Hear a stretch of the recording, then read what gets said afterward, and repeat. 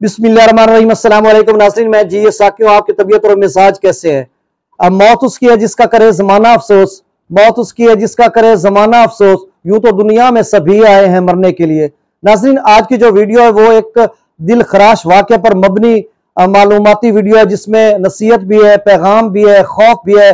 और ख़ासकर जो टिकटॉक के जुनून में मुब्तला लोग हैं, चाहे वो किसी भी उम्र में है, उनके लिए एक नसीहत भरा पैगाम है और एक किस्म की इबरत भी है और एक नसीहत भी है कि आप इससे इबरत हासिल करें और अपनी जिंदगियां बचाएं। और हजारों की तादाद में नौजवान या किसी भी उम्र के जो लोग हैं वो टिकटॉक बनाते हुए अपनी जानें गंवा चुके हैं, चाहे वो ट्रेन के सामने बनाते हुए ट्रेन के नीचे आए या किसी पुल के नीचे से गिर गए दरिया में, या कहीं पोल पर वो खड़े थे, या यानी मकानों की छत पर। मतलब मुख्तलिफ वीडियोस हम देखते रहे हैं, तो वो अपने मुख्तलिफ हादसात में अपनी जानें आप दानिस्ता तौर पर गंवा चुके हैं। दानिस्ता इसलिए कि जब आपको पता है कि ये काम करने से आपकी जिंदगी खतरे में पड़ सकती है, तो फिर आप वो खतरा मोल क्यों लेते हैं?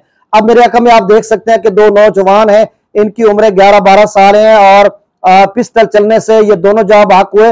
ये एक सदमा से भरपूर और हर आंख को अश्कबार करने वाला वाकया है। और जब इनके जनाजे उठे तो उस घर में कोहराम मच गया और जनाजे में शरीक हर शख्स अश्कबार था और सदमों से चूर था कि वो जो घर था वो उजड़ गया, उसमें 2 ही बच्चे थे। तो ये वाकया कहां पे पेश आया, ये सारी डिटेल बताता हूं, लेकिन इससे कबल आपसे गुजारिश भी करनी है कि आपने मेरे यूट्यूब चैनल चश्मे साकी को सब्सक्राइब करना और साथ मेरा जो फेसबुक पेज है उसको भी फॉलो करना है, चश्मे साकी को। और दूसरी आपसे ये बात करनी है कि अगर आपका लाइसेंसी या गैर लाइसेंसी असला है तो आप उसको आतिशी असले को खुले आम क्यों रखते हैं, सरे आम क्यों रखते हैं, आप उसको लाकअप में क्यों नहीं रखते? उसकी वजह यह है कि अभी जो वाकया हुआ इसके बाद या इससे कबल कितने वाकये पहले हो चुके हैं या बाद होने वाले हैं, और उससे हम लोग नसीहत नहीं पकड़ते। तो आप जिनके घर में भी चाहे लाइसेंसी या गैर लाइसेंसी, तो वैसे भी कानूनन जुर्म है, ये तो कानून नाफिज करने वाले इदारे ही आपसे पूछ सकते हैं। तो आपने उसको लाकअप में रखना है, और अगर बाहर किसी वजह से पड़ा भी है तो उसकी मैगजीन अलहदा करनी है, उसको लोड नहीं रखना। और बच्चों की देखें, हम बाजार से दवाई लेते हैं तो उसमें भी टैग लिखा होता है, ऊपर लिखा होता है कि बच्चों की पहुंच से दूर रखें, और आप अपना आतिशी असला बच्चों की रेंज में रख देते हैं और बच्चों की दस्तरस में रख देते हैं, वहां से बच्चे उठाते हैं। और उसके बाद आप कितना बड़ा वाकया ये आया, मुख्तलिफ डिजिटल मीडिया पे भी ये चला और कौमी सतह के चैनल पर भी चला, आप सबने देखा भी होगा। एक्चुअली ये वाकया कैसे हुआ, मुबैना जो हम तक पहुंचा, उनके जो रिलेटिव हमारे पास रहते हैं, वो सारा मैं बताता हूं। तो आइंदा आप सबने एहतियात करनी है और आपने अपने आतिशी असले को सरेआम नहीं रखना, खुलेआम नहीं रखना, बच्चों की पहुंच तक नहीं रखना उसको। अगर आपको सिक्योरिटी का मसला है, लाइसेंसी है, आपने हिफाजत के तौर पर रखा हुआ है, तो उसको लॉकअप में रखें। और जब आप अपने इस्तेमाल के लिए उसको उठाएंगे तो उसके बाद उसको लोड करें, उसमें मैगजीन डालें या जो भी है उसकी मतलब जो भी जरूरी उसको करना है तैयार करने के लिए खुद को, तो वो आप उस वक्त करें, उससे पहले हरगिज न करें। अब जो ये वाकया है, मोहम्मद इरफान और मोहम्मद इमरान 2 सगे भाई हैं, 11-12 साल इनकी उम्र है, और कहा जाता है ये मिडल ईस्ट में जेर तालीम थे। और इनके वालिद का नाम मोहम्मद नवाज था।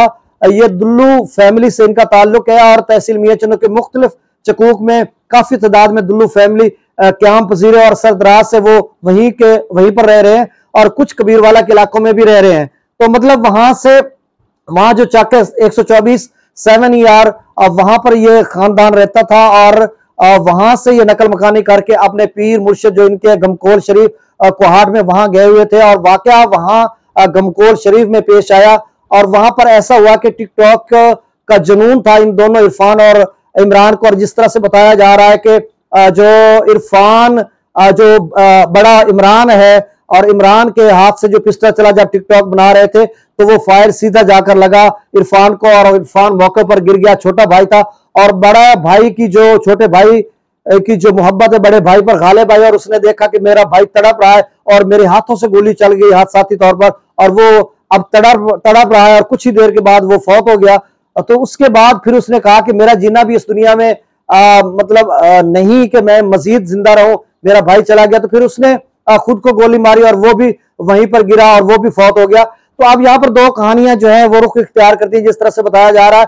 और कुछ कह रहे हैं कि जो बड़ा भाई था, जब छोटा भाई उसके हाथ से हादसाती तौर पर जब ट्रिगर पर हाथ उसका लगा और पिस्टल से गोली निकली और दूसरे छोटे भाई के इरफान को लगी और वो जमीन पर गिर गया और उसके बाद वो फौत हो गया। तो फिर बड़े भाई ने देखा कि अब उसको भाई उसके वालिद क्या कहेंगे, उसके पीरो मुर्शिद और दीगर लोग क्या कहेंगे, खौफ के मारे उसने खुद को गोली लगाई। एक सीन ये है। दूसरा सीन ये है कि उसकी जो छोटे भाई की मोहब्बत उस पर गालिब आई कि मैंने अपने हाथों से छोटे भाई को मार दिया।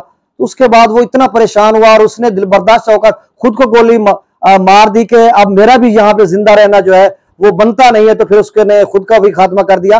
तो ये कितना बड़ा वाकया है, आप देखने को सुनने को ये आम वाकया है। जब आप आम मतलब इसलिए मैं कह रहा हूं कि ये दिन में बहुत तादाद में हो रहे होते हैं, लेकिन आप इसकी गहराई में जाएं, डेप्थ में जाएं और थोड़ा इमेजिन करके तसव्वुर करके देखें कि किस तरह एक भाई को हादसाती तौर पर फायर लगा और दूसरे खुद को लगाया कि वो मर चुका है, मैं क्यों जिंदा रहूं। तो देखें अब ये नौबत क्यों आई, अब जिम्मेदार कौन है, उसका वालिद है या जहां से उन्होंने पिस्टल लिया।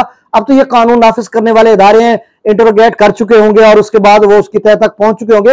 लेकिन हमारा क्या बनता है अब देखें। उसके बाद चले, वो पहले भी मैं वो बात कर चुका हूं, अब मैं यहां पे ये बताता हूं आपको कि वहां पर उन्होंने कोशिश की है हम इनकी जो डेड बॉडीज है, मैयतें हैं, वो लेकर हम अपने आबाई गांव जाएं। लेकिन उनके जो पीरो मुर्शिद है, जिस तरह से बताया जा रहा है कि उन्होंने कहा नहीं आप इधर ही दफन करेंगे, तो उनके जनाजे में हर आंख अश्कबार थी, हर जो शख्स है वो गम से चूर था। और यकीनन उनके लिए वो दिन क़यामत खेस दिन था कि जिस दिन दो जनाजे उनके उठे, और शायद दोनों बच्चे शायद उनके ये दो थे जिस तरह से बताया जा रहा है। तो अब वो घर उजड़ गया जरा सी लापरवाही से। तो अब आप सब ने इससे ये सबक सीखना है, खासकर नौजवान नस्ल। आप जब टिकटॉक बनाते हो और इसकी उस हद तक चले जाते हो अपनी वीडियो को वायरल करने के लिए, तो देखें ये किस कदर खतरनाक है। आइंदा आपने एहतियात करनी है। टिकटॉक आप बनाएं, अपनी अच्छी मोटिवेट करें, स्टोरियां बनाएं और बड़े खूबसूरत आप कहानियां बनाएं, छोटे छोटे स्क्रिप्ट बनाएं, प्लांटेड स्क्रिप्ट बनाएं। उसके बाद मतलब वो वाली आप इतनी डेंजरस बनाएं जिसमें आप समझते हैं कि जब ये हम बनाएंगे तो उसके बाद हमारी वीडियो वायरल हो जाएगी, तो उसकी जिंदगी भी आपकी खत्म हो गई, तो वो वीडियो वायरल क्या करेगी। तो आप सब ने एहतियात करनी है हर उम्र के शख्स को। अब देखिए गुज़श्ता दिनों एक वाकया हुआ था जिसमें किसी इदारे की हेड मिस्ट्रेस थी या प्रिंसिपल थी, वो भी टिकटॉक बनाते हुए तुम तो तेज लहरों की नजर हो गई, अब वो भी जान से हाथ धो बैठी। तो मतलब इस तरह के वाकयात हजारों की तादाद में होते हैं। तो आप सब ने एहतियात करनी है। मेरा पैगाम आप सब तक है और आपने इस वीडियो को शेयर करना है जितना मुमकिन हो सके, और मेरे इस पेज को भी फॉलो करना है और चैनल को भी सब्सक्राइब करना है। बहुत शुक्रिया। इस शेयर के साथ मुझे जी साकी को इजाजत दीजिए। अल्लाह हाफिज। कि आखिर एक रोज पैवंद जमी होना है, आखिर एक रोज पैवंद जमी होना है, जामा जीस्त नया और पुराना कैसा। मेरी दुआ अल्लाह ताला को अपनी हिफ्ज़-ओ-मान में रखे, आपको, आपके अहल व अयाल को, जान और माल को